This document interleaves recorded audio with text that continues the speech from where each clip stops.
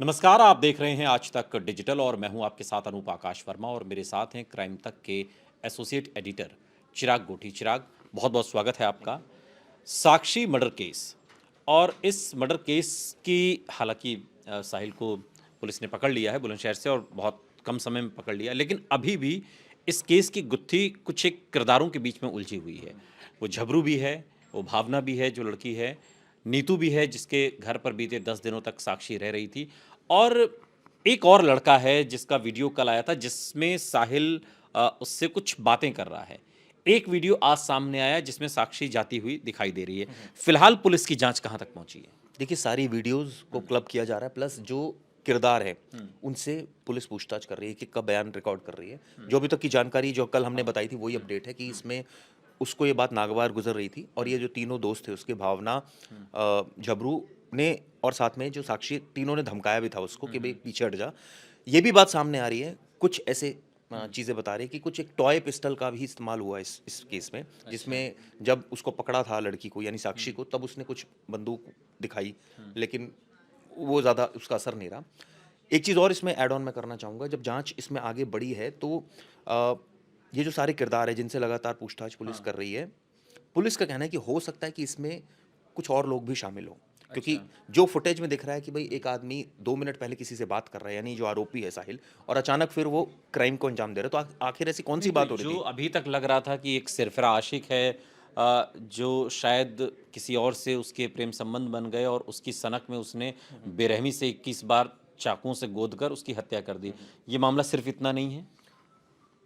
अभी ऐसा हो, क्योंकि अभी जाँच चल रही है, अभी इनिशियली तो ऐसा ही लग रहा है, लेकिन जैसे मैंने बताया कई किरदार हैं।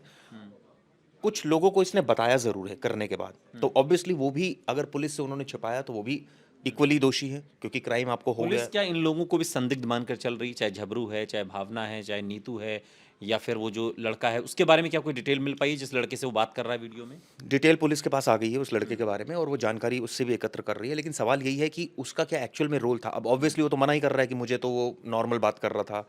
पुलिस ने पूछा क्या नॉर्मल बात कर रहा था बताओ, उस समय जब वो घटना के पास खड़ा है, 2 मिनट बाद उसने घटना को अंजाम दे दिया, 2 मिनट पहले आपसे ऐसी कौन सी बात कर रहा था और आप वहाँ क्या कर रहे थे खड़े होके?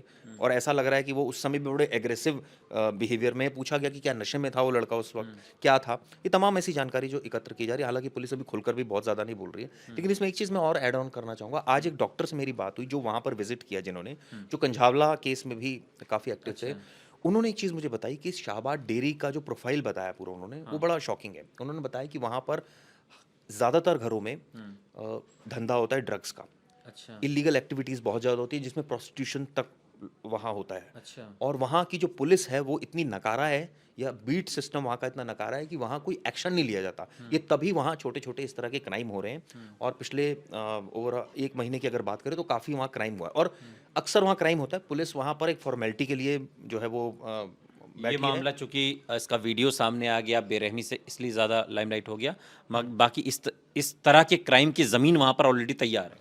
वहाँ इसलिए तैयार है क्योंकि एक तो पुलिस का खौफ नहीं है, दूसरा वहाँ पर जो इल्लीगल एक्टिविटीज़ कर रहे हैं वो उन्हीं में उनका ज़्यादा इंटरेस्ट रहता है। और ऑब्वियसली जब पुलिस का डंडा नहीं है तो वो, उनको फ्रीडम है, वो करते हैं। ये कुछ ऐसे दिल्ली के इलाके हैं, चाहे वो जेजे कॉलोनी क्लस्टर का एरिया की मैं बात कर रहा हूँ, शाहबाद डेयरी की, वहाँ पर ये ऑब्वियसली बड़ा अलार्मिंग है कि अगर ऐसा हो रहा है तो पुलिस का एक फॉर्मेलिटी होती है। देखिए, कोई भी एसएचओ अगर आता है, वो कहता है ठीक है मेरा टाइम अच्छा कटे, ये तो सुधरने वाले हैं नहीं, इनको जितना बंद करोगे ये तो नशेड़ी टाइप हैं, ये फिर दोबारा नशा करेंगे, फिर अंदर बाहर आना जाना इनका लगा रहता है। तो ऐसे में अब जो सीनियर ऑफिसर्स हैं वो भी ज़्यादा इसलिए नहीं पैनिक करते, क्योंकि उनको पता है कि वहाँ का जो सोशियो इकोनॉमी फैक्टर्स हैं वो, मतलब बहुत कोई ऐसा आदमी नहीं है कि बड़ा वेल टू डू आदमी जिससे बवाल मच जाए।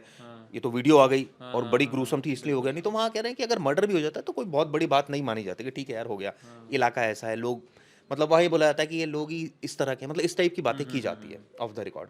तो ये बड़ा अलार्मिंग है कि वहाँ पर दिल्ली में ऐसी जगह पर इस तरह का क्राइम पनप रहा है, और पुलिस जो है वो नदारद है। पुलिस को एक्शन लेना चाहिए। अगर एक्शन लेती, पुलिस की मौजूदगी होती, वहाँ पर बीट सिस्टम होता, या दिल्ली सरकार की अगर मैं बात करूँ, अगर वहाँ पर, जैसे मुझे याद है कि बसेस में उन्होंने मार्शल्स की व्यवस्था की थी कि हर बस में एक मार्शल होगा।